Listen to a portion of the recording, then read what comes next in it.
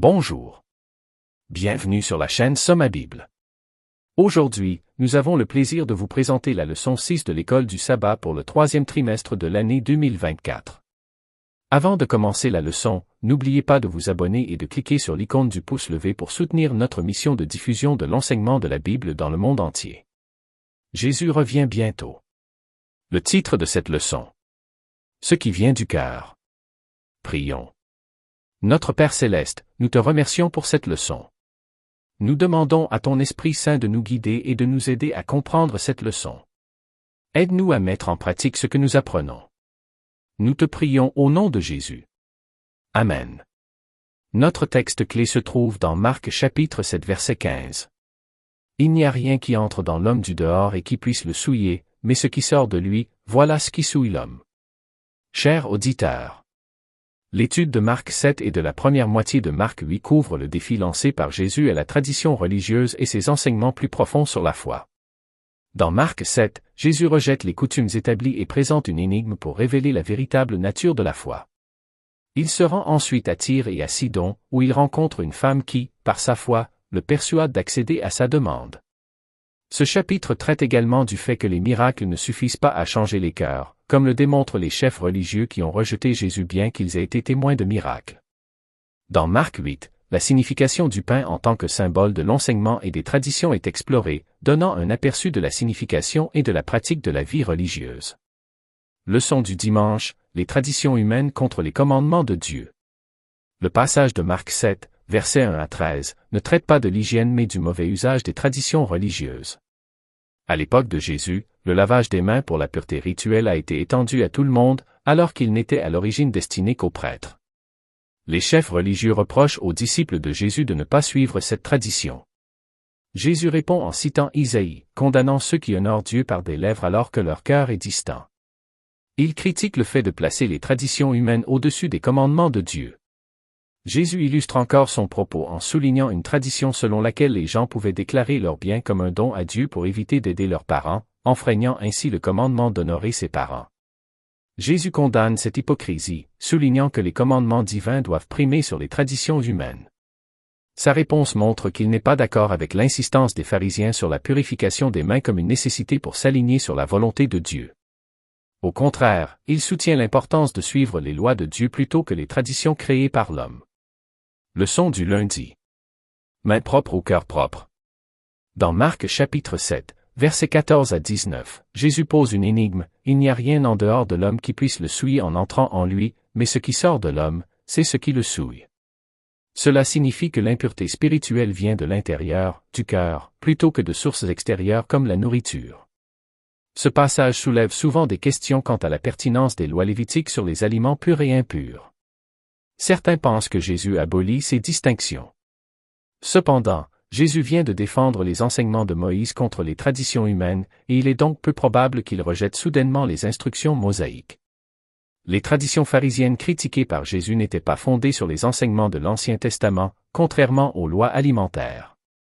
Lorsque Marc 7 verset 19 mentionne que Jésus a déclaré tous les aliments purs, il s'agit de l'invalidité de la tradition pharisienne de la contamination par le toucher, et non des lois alimentaires elles-mêmes.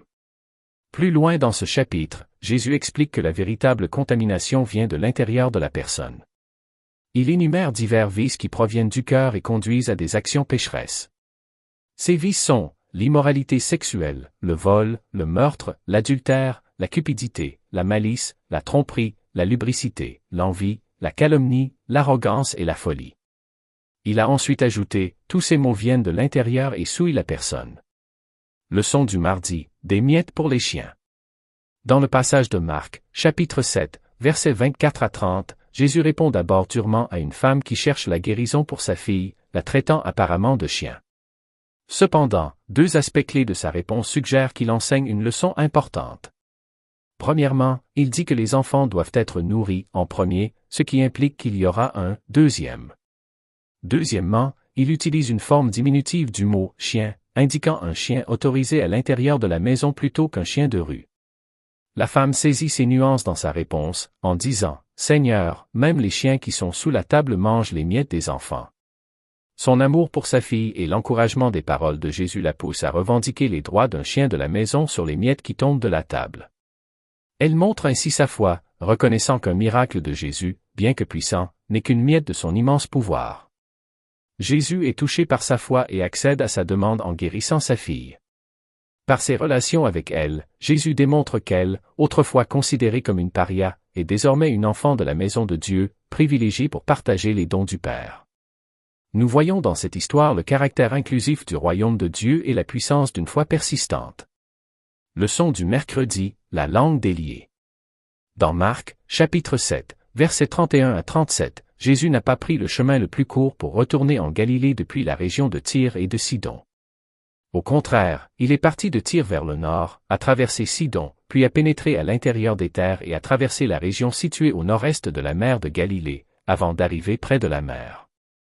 Cet itinéraire détourné lui a probablement donné plus de temps pour enseigner à ses disciples. Jésus guérit ensuite un sourd souffrant d'un trouble de l'élocution. Amené par des personnes non nommées, l'homme est pris à part par Jésus, qui met ses doigts dans les oreilles de l'homme, crache, touche sa langue et dit « Ephphatha », ce qui signifie « Ouvre-toi ». L'homme retrouve l'ouïe et commence à parler clairement. Les soupirs de Jésus pendant la guérison reflètent son empathie pour la souffrance humaine et son chagrin pour ceux qui rejettent la vérité. Ce miracle souligne le pouvoir de guérison de Jésus et son respect pour le libre arbitre de l'homme, en soulignant que s'il peut accomplir des miracles, il ne force pas à croire. Jésus peut aider les croyants à partager leur foi de manière efficace. Leçon du jeudi, attention au mauvais pain. Dans Marc 8 versets 11 à 13, la demande de signe de Jésus par les pharisiens le déçoit profondément. Bien qu'ils aient été témoins de ses nombreux miracles, ils continuaient à contester son autorité et à chercher d'autres preuves. Jésus se rend compte que même un signe miraculeux ne les fera pas changer d'avis si leur cœur et leur esprit sont déjà fermés à la vérité. Leur scepticisme et leur refus de croire étaient tellement ancrés qu'aucun miracle ne suffirait à les convaincre. Les disciples avaient oublié la signification des miracles récents concernant le repas des 5000 et des 4000. Jésus profite de ce moment pour leur donner une leçon. Il les met en garde contre le levain des pharisiens et d'Hérode, en faisant référence à leurs enseignements et à leur influence.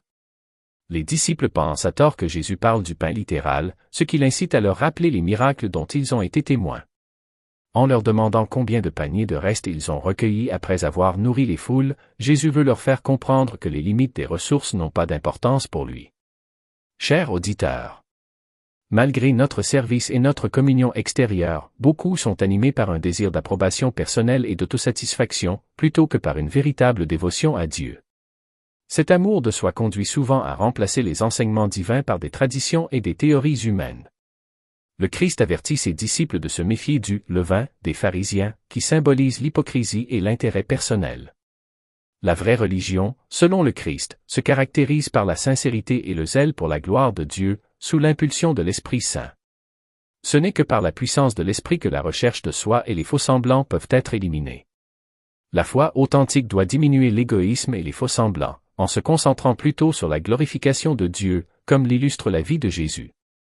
Suivre le Christ de manière authentique signifie vivre selon son exemple, en gardant ses commandements et en recherchant la gloire de Dieu par-dessus tout.